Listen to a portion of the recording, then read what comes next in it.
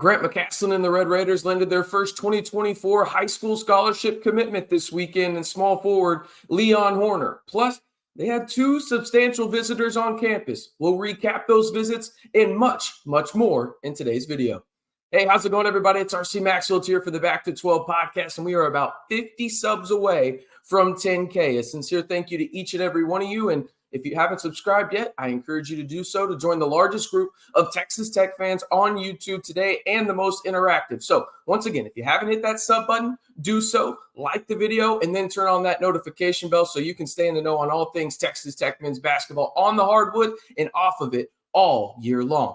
All right, let's jump right into this because I think this was a surprising commitment to some. We had caught wind of it over at the Scarlet and Black Insider that there was going to be how we were described to it as a surprise high school commitment. So it obviously went to Leon in terms of the next step in that, well, I guess, process. But let's discuss this game a little bit. Texas Tech lands three-star 2024 small forward Leon Horner. He is 6'6", 200 pounds, played at Dynamic Prep in Dallas. He averaged about 12.5 points per game, 6.5 rebounds, 2.5 assists to go along with 1.4 steals per game his senior season. He is a project and a guy that most likely will redshirt his first year out in the 806. That being said, he has some really, really good traits and skill sets in his bag, okay? Some of the things that really stand out to me are more on the defensive end. He's 6'6", he's versatile, he's got quick feet, and he's got really active hands. So he can guard 1 through 3, maybe a 4, depending on if they're on the smaller side, but he can guard multiple positions due to his length and his size and also his high basketball IQ. And that's just not on the defensive end. He also has a high basketball IQ on the offensive end. He plays downhill with aggression, but also a methodical pace in the sense of he knows his body pretty well. Now, sometimes does he get out in front of himself? Yeah, he's a high school player. It happens. I mean, that's that. But for his age, he actually does a really good job of controlling the pace, specifically with his body, to make sure that he has easier shots closer to the rim. Oh, and by the way, he has really good touch. I think his shot does get a lot better as he matures because you watch his highlights and really some of his game tape, and you're like, oh, okay, he does have some touch. And the specific shot that really stands out to me that I'm like, okay, this is gonna get better is the floater. Not a lot of 18-year-olds have a good floater in their bag.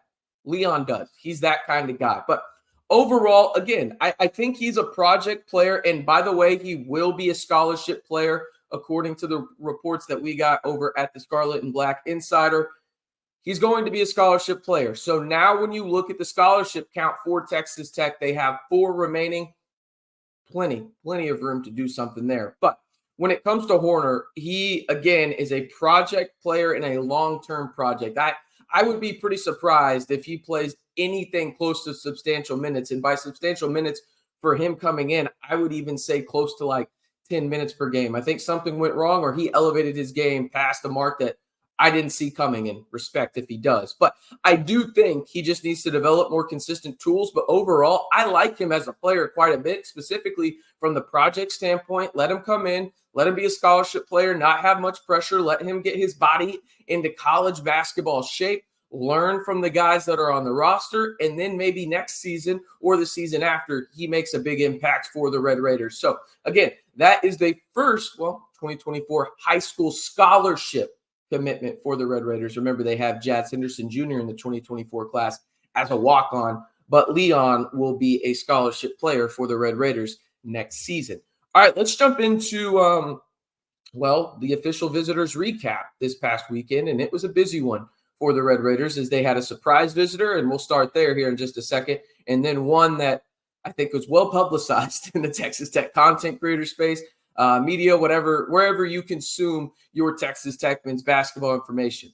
Let's start with Trazarien White, 6'7", 190, 1 year of eligibility left, transferring from UNC Wilmington. He was a top 25 scorer in the country last year, averaging just under 20 points per game, 19.8 to be exact, 6.6 rebounds to go along with 1.6 assists. He also shot 39% from 3. He was on campus this past weekend, and from everything that I've heard from people with boots on the ground and people close to his recruitment, it went really well for Texas Tech. And now remember, this was kind of a surprise visit to a lot of people because White posted his top 3. It had Baylor, TCU, Mississippi State. Okay. Well, Baylor's no longer in it. They just got Omier from Baylor or from Miami. Baylor just got him from Miami. And now they transition, White does, to Texas Tech being the first visit. He will visit TCU, Mississippi State, and it sounds like he's going to try and set up a visit to Kansas State. He said on his Instagram that he wants to have his decision made by May 15th. So we're looking about what? A week and a half at this point. Could be sooner, though.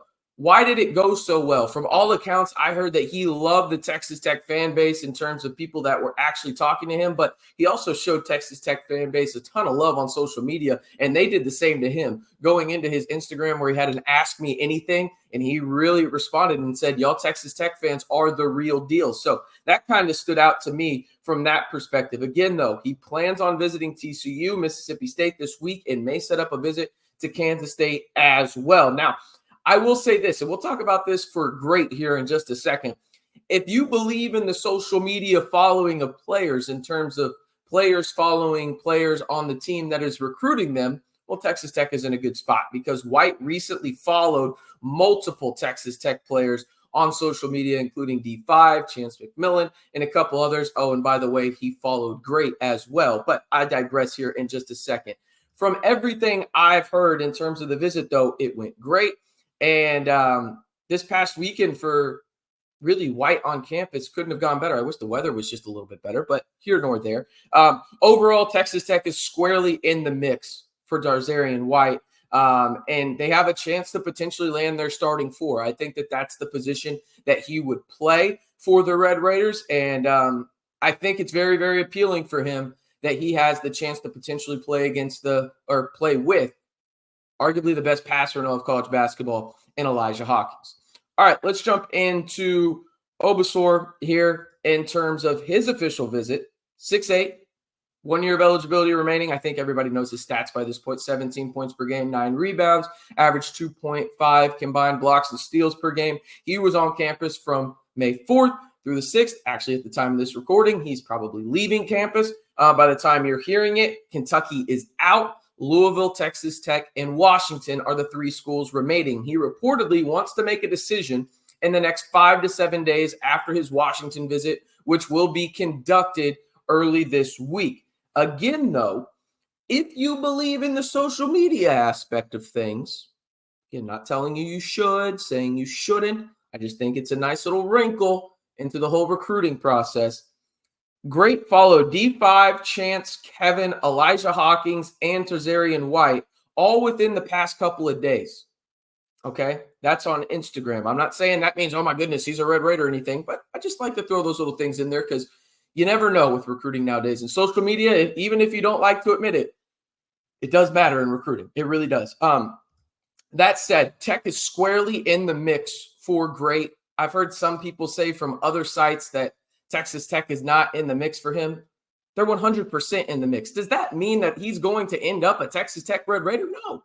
But they're in their final 3 right there. They have to be in the mix, okay? So Texas Tech is definitely in the mix and could have a serious run in terms of landing Great in their starting 5. I think that that's where Great would be. I think in the optimal world right now, Texas Tech would love to just land Great, get their 5, and then Trazarien White at the 4. But that's in, best case scenario type mode. But I think that that's kind of where Texas Tech is right now. The visit went really well for Great out in the 806. He will now take his family and himself up to the Great Northwest to visit Seattle and the University of Washington before making his decision here over the next couple of days. But the big news for Texas Tech this past weekend, outside of those official visitors being on campus, is Leon Horner committed to the Red Raiders. A 3-star 2024 small forward from Dynamic Prep in Dallas will be a scholarship player according to multiple sources, according to the Scarlet and Black Insider. And by the way, if you haven't gone over to the Scarlet and Black Insider,